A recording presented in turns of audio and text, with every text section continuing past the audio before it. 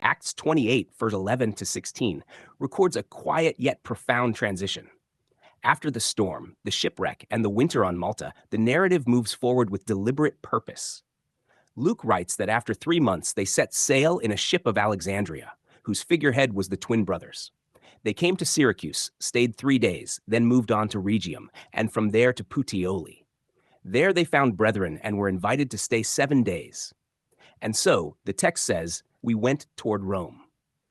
The journey unfolds step by step, not as a random sequence of travel details, but as the continuation of a determined course already established long before. The apostle had testified in Jerusalem, had stood before rulers, and had declared that he must also see Rome. Now, every movement, every port, every wind, every stop serves that settled end.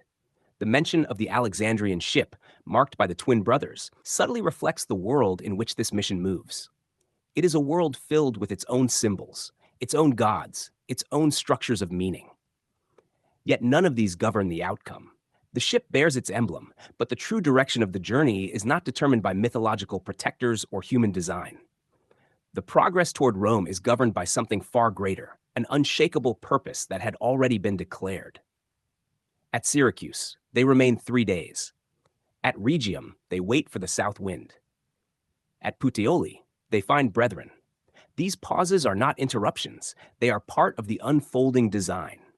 Especially significant is the discovery of believers in Puteoli. The gospel had already reached there, ahead of Paul. The message had gone forth into the world, taking root in places the apostle himself had not yet seen. What unfolds here is not the beginning of something uncertain, but the continuation of something already established and active. When the text says they found brethren and were invited to stay 7 days, it reveals a network of life already present.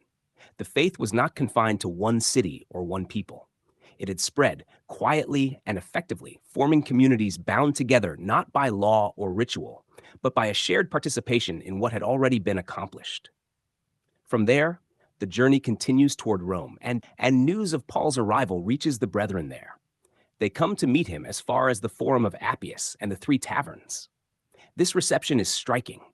These believers travel a considerable distance simply to meet him on the road. When Paul sees them, he thanks God and takes courage. This moment is not about uncertainty being relieved, but about recognition. The one who had long desired to come to Rome now sees with his own eyes the fruit of the message already alive there. The courage he takes is not the removal of doubt about the outcome, but the strengthening that comes from witnessing the reality of what had already been secured. The account closes with Paul arriving in Rome. He is allowed to dwell by himself with a soldier who guards him. Even here, there is a remarkable contrast. Though bound, he is not hindered in the purpose for which he came. The restraint placed upon him by imperial authority does not limit the advance of the message. Instead, it becomes the very context in which that message continues to be made known. Throughout this passage, the emphasis is not on striving to bring something into being, but on the unfolding of what has already been set in motion and assured. The journey to Rome is not a question of if, but of how.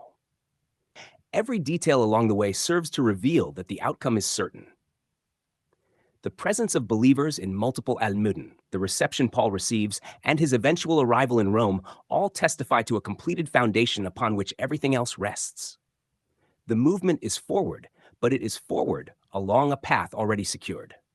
The message has gone ahead, the communities have been formed, and the purpose stands firm.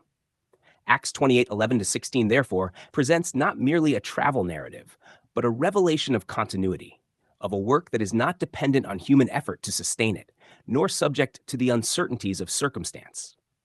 It shows a mission carried forward by an established reality, advancing steadily until it reaches its appointed place.